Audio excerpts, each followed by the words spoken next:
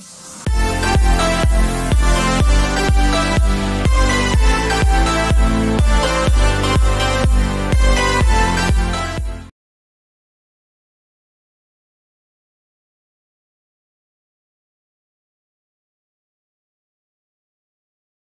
Student, study गुरु में आपका स्वागत है।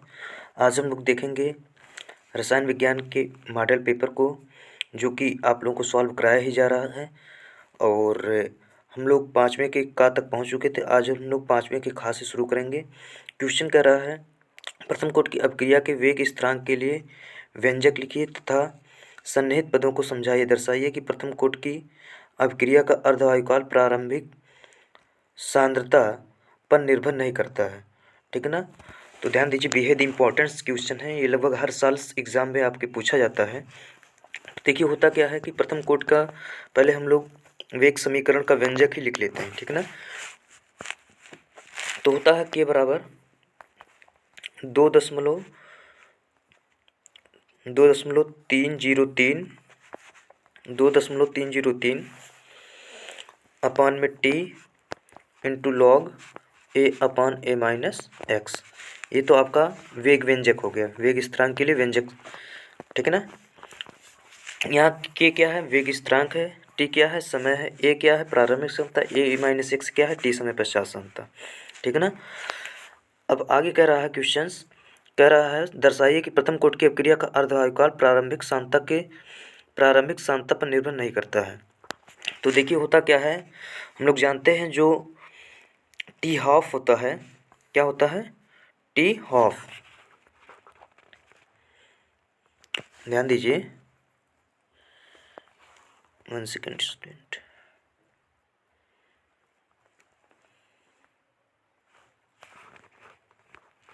देखिए होता क्या है, के बराबर होता है 0.693 अपान में यहाँ होता है टी हाफ। ठीक है ना।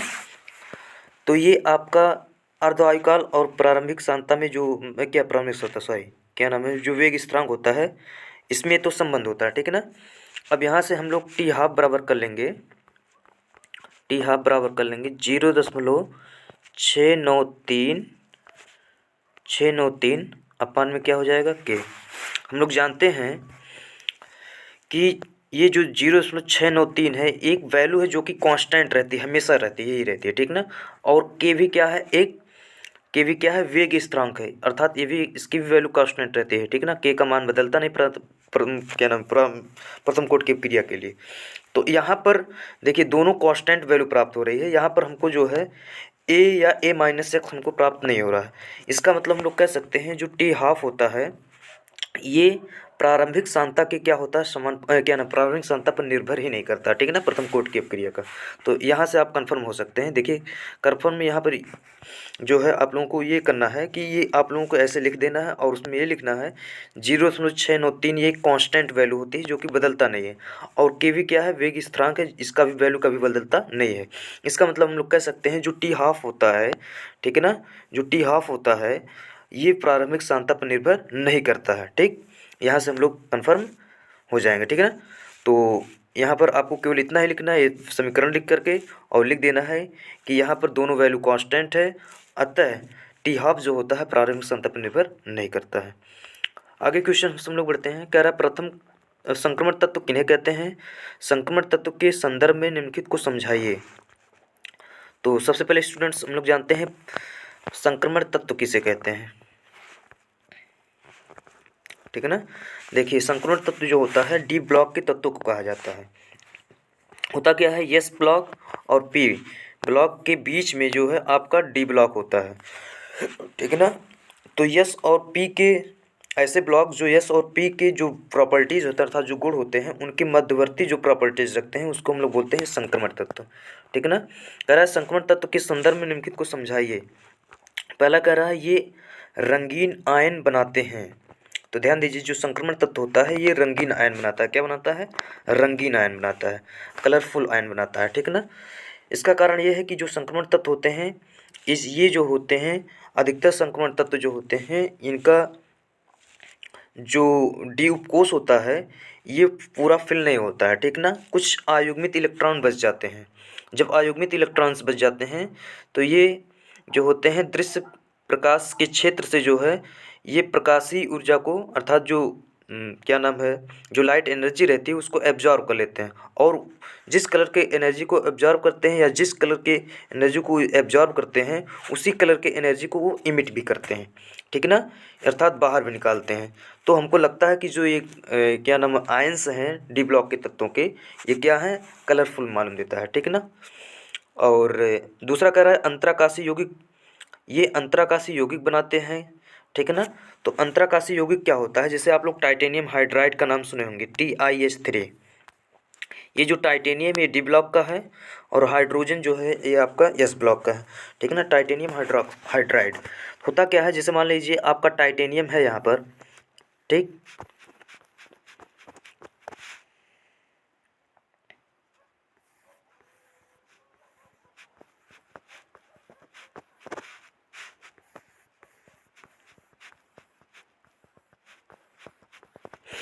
अब देखिए यहाँ पर जो है यहाँ पर यहाँ पर क्या है, गैप है, दो परमाणुओं के बीच में क्या है, यहाँ पर क्या है, गैप है, इसको बोला जाता है अंतराकाशी स्थान। क्या बोला जाता है, अंतराकाशी स्थान। और इसमें आपका जो है हाइड्रोजन आ जाता है, क्या आ जाता है, हाइड्रोजन तत्व को क्या रख देते हैं, शामिल कर देते हैं। हाइड्रोजन का आकार छोटा होता है और इसमें हाइड्रोजन को क्या कर देते हैं हम लोग, डाल देते हैं इसी में, ठीक है ना। अब देखिए हाइड्रोजन यहाँ पर आ गया, अब अंतराकाशीय स्थान में हाइड्रोजन आ गया तो इसलिए अब हाइड्रोजन और टाइटेनियम दोनों का एक मिक्सचर प्राप्त हो गया, अर्थात कंपाउंड का निर्माण हो गया, ठीक है ना, जिसको हम लोग बोलते हैं अंतराकाशी यौगिक। ये जो अंतराकाशी यौगिक होते हैं ये डी ब्लॉक के एलिमेंट्स बनाते हैं। कौन से बनाते हैं, डी ब्लॉक के एलिमेंट्स, ठीक।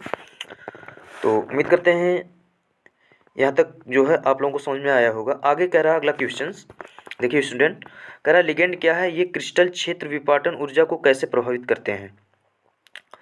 तो ध्यान दीजिए, काफ़ी अच्छा क्वेश्चन है। लिगेंड क्या है, ये क्रिस्टल क्षेत्र विपाटन ऊर्जा को कैसे प्रभावित करते हैं। तो देखिए होता क्या है, लिगेंड्स पहले हम लोग जान लेते हैं। केंद्रीय धातु को मान लीजिए हम लोग M से प्रदर्शित कर रहे हैं और यहाँ पर लिगेंड अर्थात L से, ठीक है ना। केंद्रीय धातु से जो लिगेंड होते हैं या जो ग्रुप होता है ये आपका उपसंयोजक बंध से बंधे होते हैं, अर्थात ऐसे ग्रुप्स जो केंद्रीय धातु से उपसंयोजक बंध द्वारा जुड़े होते हैं उन्हें हम लोग बोलते हैं लिगेंड। क्या बोलते हैं, लिगेंड। तो आगे कह रहा है जो लिगेंड होते हैं ये क्रिस्टल क्षेत्र विपाटन ऊर्जा को कैसे प्रभावित करते हैं। तो ध्यान दीजिए क्रिस्टल क्षेत्र विपाटन ऊर्जा क्या होती है, पहले इसको हम लोग समझते हैं। तो देखिए होता क्या है क्रिस्टल क्षेत्र विपाटन ऊर्जा, जैसे मान लीजिए डी ब्लॉक जो होते हैं, ठीक ना, क्या होते हैं, डी ब्लॉक। डी ब्लॉक में जो होता है आप लोग जानते हो 5 उपकोष होते हैं, ठीक, 1 2 3 4 5, 1 2 3 4 5, ठीक है ना। पहला होता है आपका DXY DYZ DZX और DX² माइनस Y² और लास्ट होता है आपका DZ², ठीक ना। ये इतना होता है। अब होता क्या है कि ये जो लिगेंड होते हैं ये जो समान ऊर्जा स्तर के जो डी उपकोष हैं इसको क्या कर देता है, ये जो लिगेंड के स्ट्रक्चर्स होते हैं या यूँ कर सकते हैं जो क्या नाम है, जो उपसंयोजक या जो एक प्रकार से कह सकते हैं कि जो हमारे कोऑर्डिनेशन कंपाउंड होते हैं, उपसंयोजक यौगिक जो होते हैं, ये इनकी संरचना पर बेहद जो है एक प्रकार से कह सकते हैं कि डिपेंड करता है, ठीक है ना। अर्थात जो लिगेंड होते हैं ये स्ट्रक्चरल एक प्रकार से प्रभावित करते हैं डी उपकोष को, ठीक है ना, केंद्रीय धातु के डी उपकोष को। होता क्या है कि ये जो डी समान ऊर्जा के स्तर हैं ये 2 असमान ऊर्जा स्तर में बढ़ जाते हैं, ठीक है ना, 2 असमान ऊर्जा में स्तर में बढ़ जाते हैं। एक बढ़ जाता है Eg में, एक चला जाता है T2G में, ठीक है ना। T2G में हमारा जो ग्राउंड लेवल के होते हैं जो DXY DYZ DZX ये आपका नीचे रह जाता है और आपका जो 2 ऊपर DX² minus Y² dx² minus y² ऊपर आ जाता है और dz², ठीक है ना, dx² माइनस y² और dz² जो होता है ये ऊपर चला आता है, और 3 जो होते हैं ये नीचे शुरुआत के dxy dyz और dzx ये आपका नीचे रह जाता है। अब ध्यान दीजिए इन दोनों के बीच में एनर्जी का लेवल जो होता है वो होता है 10 dq। dq का मतलब होता है डिफरेंशियल क्वांटाइज्ड, 10 dq का होता है, ठीक है ना। अब यही जो असमान ऊर्जा स्तर की जो डी ऑर्बिटल जो टूट गए हैं इनके बीच जो ऊर्जा बन रही है, जो ऊर्जा का गैपिंग होता है उसी को हम लोग बोलते हैं क्रिस्टल क्षेत्र विपाटन ऊर्जा। तो लिगेंड जो होता है ये संरचनात्मक रूप से क्रिस्टल क्षेत्र ऊर्जा को जो होता है ये प्रभावित करता है, ठीक है ना। कैसे प्रभावित करता है आप लोगों ने देख लिया, ये आपका अष्टफलकीय के लिए है। अगर चतुष्फलकीय की बात करें तो जो T2G होता है ये ऊपर चला जाता है और जो EG होता है वो नीचे चला जाता है, ठीक है ना। तो काफ़ी हद तक जो है ये संरचना पर निर्भर करता है। आगे हम लोग देखते हैं अगला क्वेश्चंस।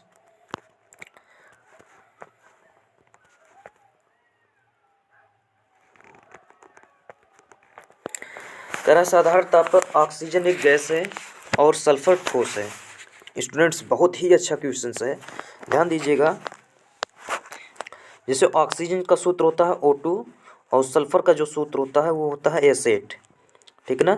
अगर इसके अणुभार की बात करें तो इसका अणुभार जो हो जाएगा ऑक्सीजन का होता है 16, तो 16 गुणे 2 कितना हो जाएगा 32, और सल्फर का होता है परमाणु क्रमांक 16 और अणुभार होता है 32, और 32 गुणे 8 कर लीजिए, ये आपका हो जाएगा 2 8 16, 8 3 24 1 25, 256 आ जाएगा, ठीक है ना। तो 256 अणुभार जो है आपका सल्फर का है, ठीक है ना, S8 का, और O2 का कितना है 32 है, ठीक है ना। अणुभार अधिक होने के कारण, ठीक है ना, इसका जो एक प्रकार से कह सकते हैं जो अंतराकाशीय क्या नाम है स्थान जो होते हैं दो अणुओं के बीच में, ठीक है ना, ये क्या होता है काफ़ी कम होता है, और इसका अणुभार कम होने के कारण इसकी तुलना में जो है 256 की तुलना में काफ़ी कम है। इनका जो अणुभार कम होने के कारण इनका जो अंतराकाशीय स्थान होता है जो दो अणुओं के बीच में जो एक प्रकार से कह सकते हैं जो अंतराणुक आकर्षण बल जो लगता है ये क्या होता है काफ़ी कम होता है, ठीक है ना। इसमें क्या होता है अंतराणुक आकर्षण बल जो होता है ये काफ़ी अधिक होता है S8 में, ठीक है ना। तो जिसके कारण जो होता है सल्फर जो होता है ये ठोस अवस्था में पाया जाता है इन नॉर्मल टेम्परेचर पर, ये ठोस अवस्था में पाया जाता है, और जो ऑक्सीजन होता है ये गैसीय अवस्था में पाया जाता है, ठीक। यही आपका जो है मेन एक प्रकार से कह सकते हैं डिफरेंस है, या मेन एक प्रकार से कह सकते हैं कि प्रमाण है, या यूँ कह सकते प्रमाण नहीं कह सकते मतलब मेन जो है रीजन है, ठीक है ना। आगे बढ़ते हैं अगले क्वेश्चन की तरफ। कह रहा है हैलोजन प्रबल ऑक्सीकारक है। बहुत ही अच्छा क्वेश्चन है। हैलोजेंस जो होते हैं वो प्रबल ऑक्सीकारक होता है। क्यों ऐसा होता है देखिए, हैलोजन जो होता है हमारा, हैलोजन में मुख्यतः जो होता है वो आपका क्लोरो, ब्रोमो और आयोडो आता है, I2 Br2 और Cl2, ठीक है ना, और फ्लोरीन भी आता है, F2 भी आता है, ठीक। अब ध्यान दीजिए मुख्यतः क्लोरो ब्रोमो आयोडो का ही हम लोग उपयोग करते हैं, फ्लोरीन के कंपाउंड जो होते हैं काफ़ी कम होते हैं। अब ध्यान दीजिएगा होता क्या है कि प्रबल ऑक्सीकारक क्यों है, इनकी जो विद्युत ऋणात्मकता होती है ये काफ़ी अधिक होती है, विद्युत ऋणात्मकता काफ़ी अधिक होती है, पहला रीजन। दूसरा रीजन ये है कि इलेक्ट्रॉन बंधुता जो होती है काफ़ी अधिक होती है, इलेक्ट्रॉन बंधुता काफ़ी अधिक होती है,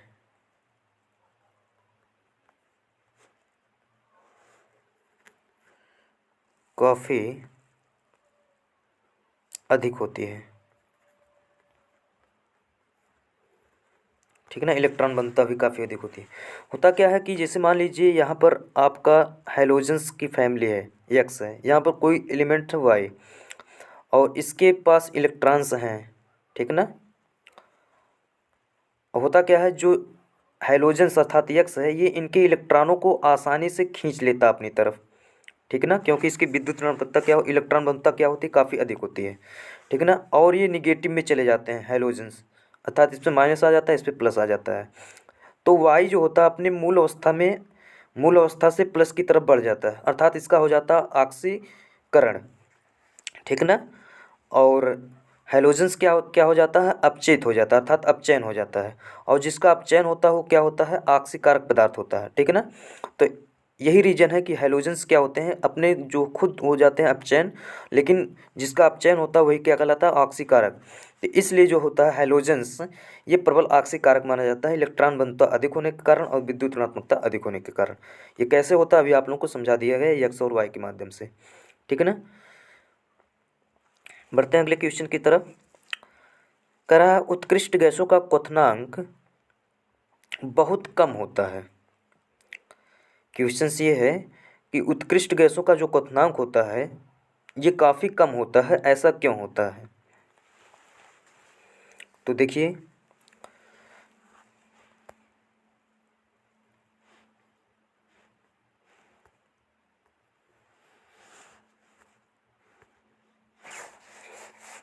उत्कृष्ट गैसों का जो क्वथनांक होता है काफ़ी कम होता है। उत्कृष्ट गैसों को हम लोग नोबेल गैस और अक्रिय गैस, शून्य वर्ग के समूह के तत्व आदि नामों से जानते हैं, ठीक है ना। तो इसका कह रहा है क्वथनांक जो होता है बहुत कम होता है। ध्यान दीजिए गैसीय अवस्था में होते हैं, तो गैसीय अवस्था में होने के कारण इनका जो एक प्रकार से कह सकते हैं कि जो अंतराणु आकर्षण बल होता है ये काफ़ी कम होता है, ठीक है ना। इनका जो अंतराणु आकर्षण बल होता है अर्थात गैसीय होते हैं, इनके अणु जो होते हैं काफ़ी दूर दूर होते हैं, ठीक है ना। जो जब दूर दूर होते हैं इनमें जो अंतराणु आकर्षण बल होता है दो गैसों के बीच, दो अणुओं के बीच में, ये क्या होता है, काफ़ी कम होता है। जब अंतराणु आकर्षण बल काफ़ी कम होता है तो इनका क्वथनांक जो होता है ये काफ़ी कम होगा, ठीक है ना।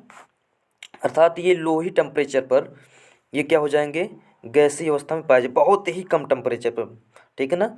मान के चलिए माइनस में भी ये जो होता है ये गैसीय अवस्था में पाए जाते हैं, ठीक है ना। तो एक प्रकार से कह सकते हैं बहुत ही अधिक माइनस करने पर तब ये जा कर के लिक्विड में आएंगे, ठीक है ना।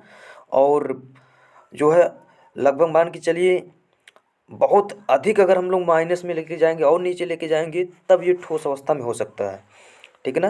कारण यही होता है कि ये गैसीय अवस्था में पाए जाते हैं, अंतराणु का आकर्षण बल काफ़ी अधिक होता है, जिसके कारण इनका जो होता है क्वथनांक ये बहुत ही कम होता है, ठीक है ना। तो उम्मीद करते हैं स्टूडेंट्स यहाँ तक आप लोगों को समझ में आया होगा। यहाँ देखिए अगला क्वेश्चन कह रहा है हैबरविद द्वारा अमोनिया के औद्योगिक निर्माण का नामांकित चित्र का वर्णन कीजिए, इसके प्रमुख गुण और उपयोग लिखिए, ठीक है ना। तो हैबरविद का जो मतलब नामांकित चित्र है ये आप लोग जो है अच्छी तरीके से देख सकते हैं, उसमें कैसे क्या है, फिलहाल इसको कल बताया जाएगा, ठीक है ना। और यहाँ तक जो है हमें उम्मीद है आप लोगों को अच्छी तरीके से समझ में आया होगा। स्टूडेंट्स आप लोग अच्छी तैयारी करते रहिए और 1 से 1.5 महीने जो है आप लोग अच्छी तरीके से मेहनत करिए, काफ़ी मेहनत करिए, और ताकि अच्छे से अच्छा अंक जो है आप प्राप्त कर सकें।